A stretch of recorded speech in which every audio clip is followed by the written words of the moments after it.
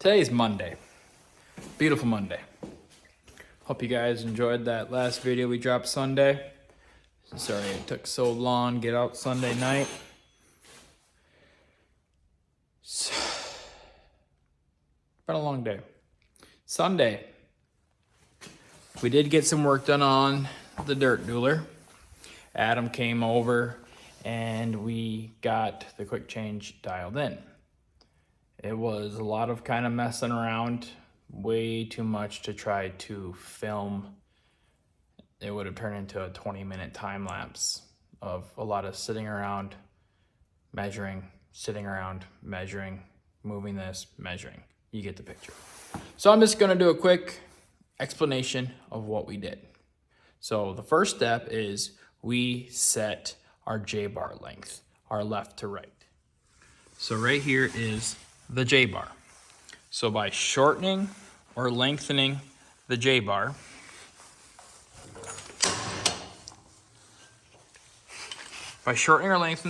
it moves the rear end to the left or to the right. And dirt dealer has a measurement to tell us when we're centered. And the goal is to get this right rear looking right in line with that right front. So after we got that measurement dialed in, the next step was to obviously, get our bars hooked up and set our pinion angle. Pinion angle is the angle of this pointing down. So right now in this car, sitting at 6.5. Usually on the B mods, anywhere between 5 to 7. For the A mods, usually we do like 8 or 9. So right now that's set at 6.5. The way you adjust that is by lengthening this rod. This is called your pull bar. On the B mods, they have to be a solid pull bar. We're not allowed to have a big spring or a biscuit in here like the A mods get to. So by adjusting the length of this, it'll go down. If you shorten, if you lengthen it, this will go up. The reason why pinion angle is important: when the car gets on the bar, the left rear goes down and under, right rear goes up. When that does it, all that motion, the rear end will tip up. The dry shaft, which comes out of that gold thing right there, it obviously attaches there. You put pinion angle because you don't want that U-joint to get put into a hard angle. So you try to turn this down so that when you are up on the bar and you're digging dirt nasty, it'll be turned and be clocked perfect with the dry shaft. So the dry shaft will be a nice, clean angle. It won't be all rolled up on itself. And if you don't have that set right, that can cause premature failure in your U-joints, or you'll actually hear a clicking noise, and that's the U-joint getting bound up on itself. Don't do that. That's bad. Make sure your pinion angle is set. We then look at our levels on our cages, and we loosen up the cages and move them until that is level. Like I said, with Wasota, they call out that your cage must be mounted at the 6 o'clock position. So with our pinion angle set and our cages level, that is where they need to be. After we got that set, then we checked our wheelbase. The wheelbase is from that tire to that tire. So that span is our wheelbase. So we got that measurement, made sure that was correct. And then also most classes like Wasota and USRA, they say that from the center of the rear end tube to the back of the mid plate has to be 72 inches. So from here to the center. So we got that measured. Also, kind of got ahead of myself. We made sure my left rear bar was at 15 inches. That is the minimum bar length for USRA and Wissota. So that kind of got us set. And then we measured our static steer. So what your static steer is from the tube to the tube eye. Now, when Dirt Dueler and most of your chassis manufacturers build the car, this tube starts off as one piece. You can see it right there. After they get that all in, they then cut it out. Because that's how, but they make sure that they keep it one piece to make sure that everything is square. So this is where we can measure. On my cars particular, I usually like to either be straight up, so 0, so both of them are the same, or this one back a little bit. So right now, just to make sure things are right, we have everything set at 0. So the measurement from here to here is the same on the left rear and the right rear. So the rear end in here is square. So now what we can do is by adjusting this bar, lengthening or shortening it, it'll take this tire and move it forward and back. So when you shorten that bar, this will come forward, and that's called lead. When you lengthen that bar, this comes back, and that's called trail. We have it centered straight up. It makes life a lot easier to make measurements, because eventually we'll be running strings to the right front and the right rear to confirm the rear end is square. We have our measurement, but it's safe. It's always a good idea to trust but verify. So we're going to verify to make sure we're centered. Again, got ahead of myself. So after we had our bars kind of set, pinion angle, we look at our cages and we knock our cages in or out. Usually you want your bars towed in. Like, see if you can kind of see it. See, it's tipping to the inside. Usually on your right rear, you want it tipped inch or so, maybe a little more, to the inside. Left rear,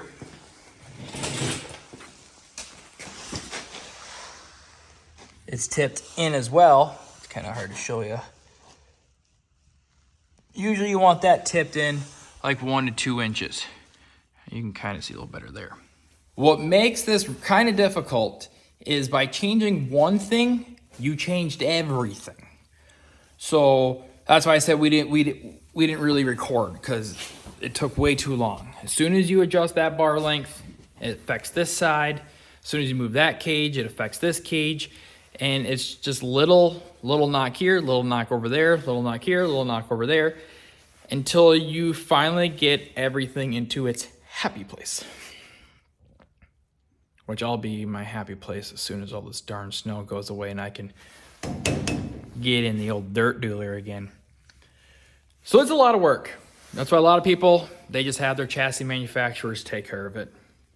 Simple, because they know all the measurements, they know exactly where everything needs to be on the rear end housing. It's not a game of going back and forth. What I didn't also cover was we had to make sure that our measurements on the pinion, so that's the up and down on the pinion, it's on a climber, so we can turn that nut right where's my finger there and adjust it down or up. And same on the frame side, down and up.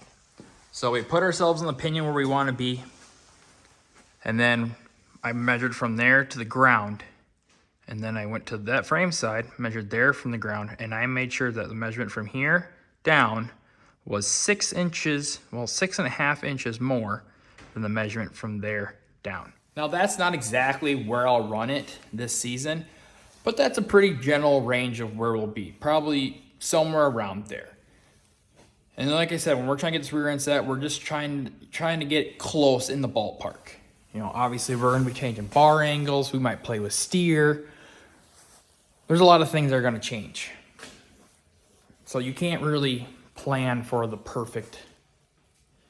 If you change anything, it won't be perfect anymore. So you try to hit that general ballpark of where it will be. So when you are a little wrong, you're not wrong a lot.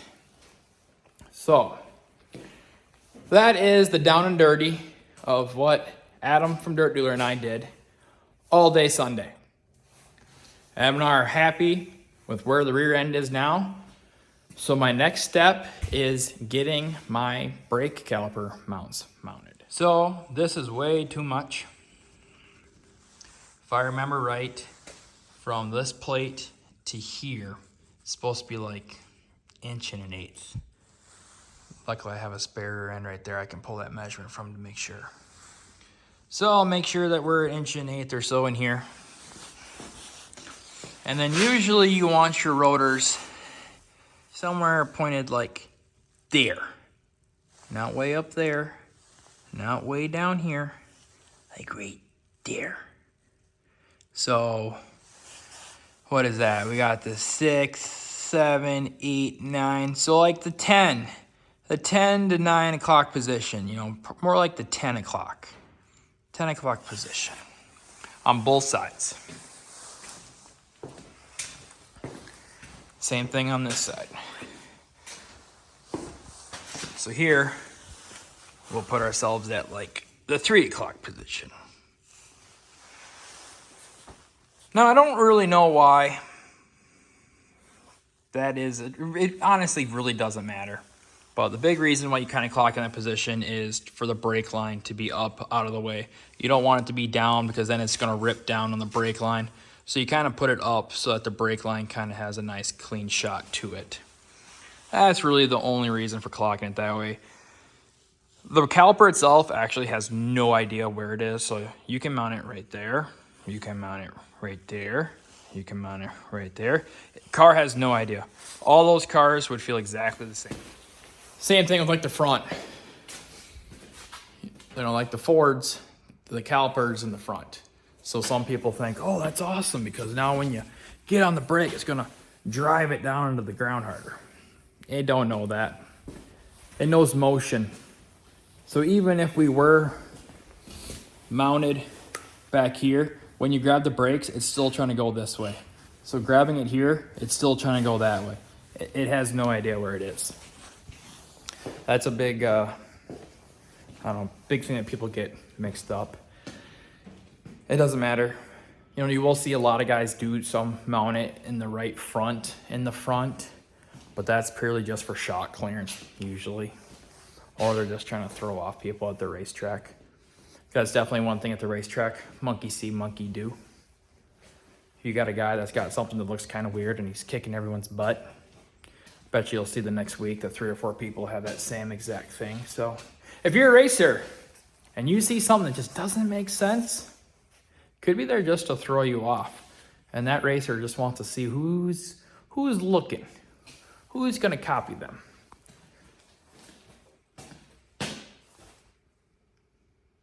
Pretty unproductive Monday for me. I got my service door in my garage. Had to make a sill plate thing for the bottom. Well, my dad made one. I had to attach it. I did have like a 2-inch gap underneath my door. Definitely not the most efficient thing, and I was just stuffing towels underneath it. But now he looked professional. And then I ended up finding a can of spray foam. Now we're super professional.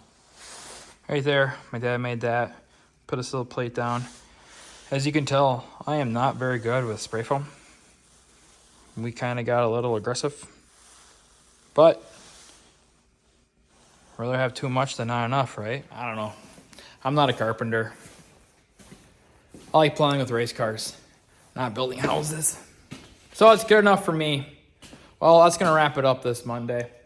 I'm going to go inside, eat some dinner, call her quits, and we'll come out here Tuesday and hit it hard. See you guys later. That will conclude this video. Did a lot of filming. and when I started editing it, it just built up way too fast. So we're gonna break this kind of into some sections. So we'll drop this one, and then we'll still get one out Sunday for you guys of us continuing on with this subject. So thanks for watching. Please like and share us. We really appreciate all the Facebook shares. Facebook really helps us grow a lot. So please take the couple minutes and share us on Facebook. We greatly appreciate it. So we'll see you guys in the next video.